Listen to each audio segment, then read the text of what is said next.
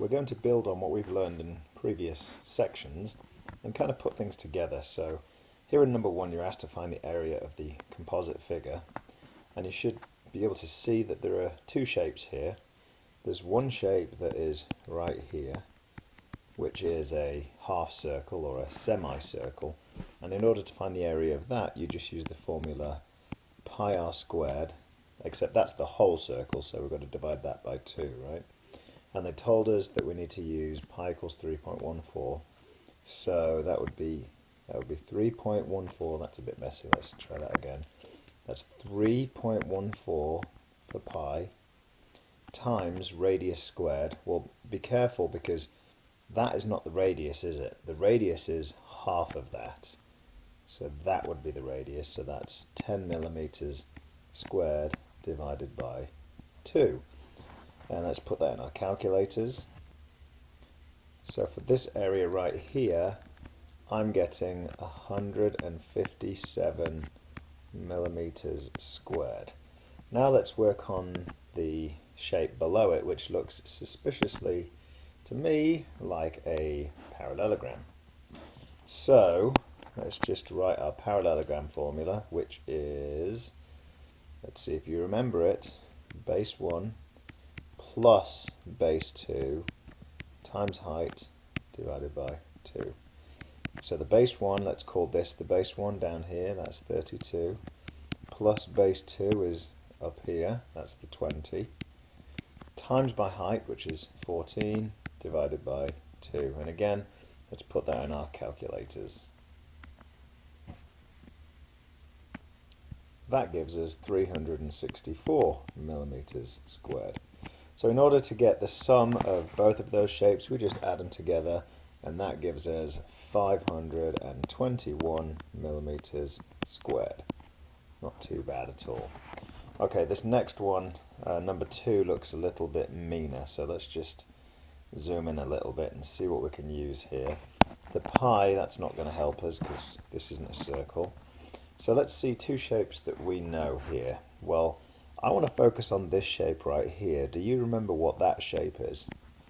That is a parallelogram. And the area of a parallelogram is simply base times height. And the base here, we could call that the base, that's 8, times the height, which is this right here, so that's 8 times 5. So that is an area of 40, or 40 feet squared. So we've taken care of all of this. That's all done. That's 40 feet squared. Now we need to do the triangle below it. Well, triangle below, that's going to be base times height divided by 2. And the base is all of this. So that's 10 times the height, which is 5, divided by 2.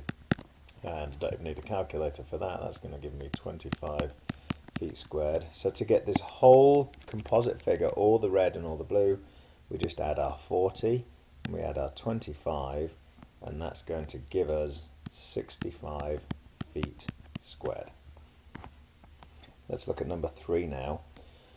Can we ignore for a second this little nibble that's been taken out of our triangle?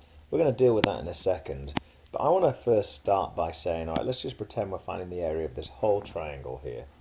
And we've already established that triangle is base times height divided by 2, which in this case the base is how much? Oh, I bet some people are going to put 9 by accident here, and that would be a little bit clumsy. We know that this right here is 26 and this right here is 18, but we don't actually know what the length of all of this hypotenuse is. But if we do a quick Pythagorean theorem, we can figure that out. And the method I've shown you is to basically do the square root of the two legs. So that's 26 squared plus 18 squared. And if you put that in your calculator, you will get the following. And I am going to round that to 31.62. Okay, so now we have enough information for the triangle. We have base, which is 26 feet, times the height, which we could call 18 feet. So I guess I didn't really even need this at all, did I? That was kind of a waste of time. And then we're going to divide that by 2 and put that in your calculator, and we'll get 26 times 18 divided by 2, and that is 234.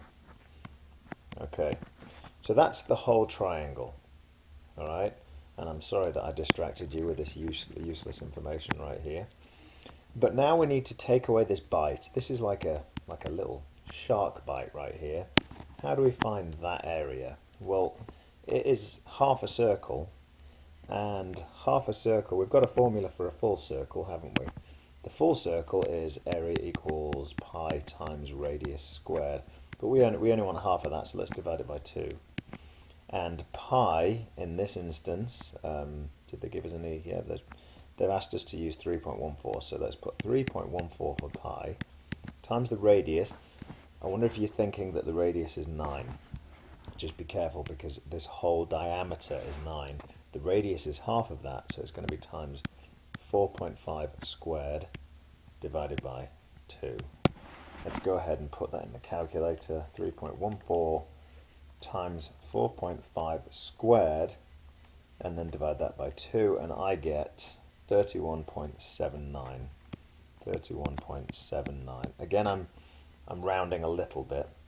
So if you remember, we had the whole area of the triangle, which was this, and this right here was the little shark bite. So we want to do 234, take away that, which is going to give us about 202.2. That's what I'm getting. So 202.2 feet squared.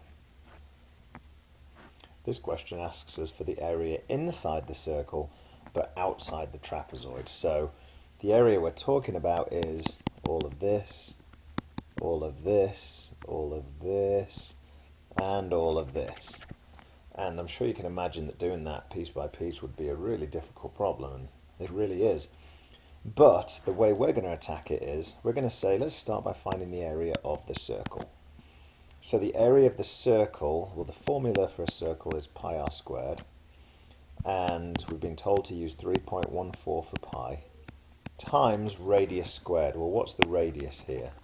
Well, the radius is going to be, don't be fooled into thinking it's this, because that's the diameter. The radius is half that, so it's 10, and then we've got to square the radius. So put that in your calculator. I could probably do that without a calculator. 10 squared is 100, so that's going to give us 314 centimeters squared. But that's the circle. So now let's change to the trapezoid. So area of a trapezoid, again, we just did one of these. It's base 1 plus base 2 times by the height divided by 2. So base 1 is 20 plus base 2, which is 12, times the height, which is 8, and all of that divided by 2. So in the calculator, 20 times 12, I'm going to hit enter there. Then we're going to times it by 8 and then divide it by 2. And so I get a final number of 960. Now I've just picked up on a little mistake I made.